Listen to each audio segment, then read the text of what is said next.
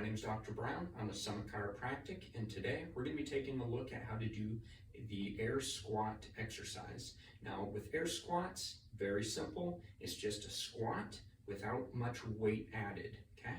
So we're going to go ahead and do just a body weight squat. To do this, your feet need to be about shoulder width apart.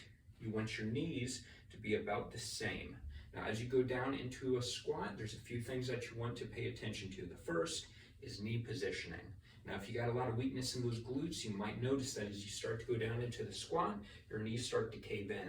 You don't want to let this happen. You want to keep your knees apart, about the same distance as your toes. So as you go down into the squat, make sure that your knees aren't caving in.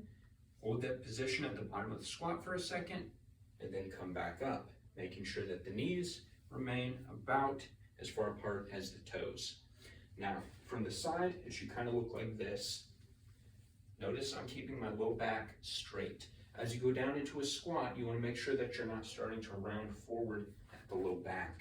In order to ensure that you're doing this with correct form, it might help to do this in front of a mirror or by using a camera or your phone to kind of record the way that you're doing it so you can make sure that your low back is flat.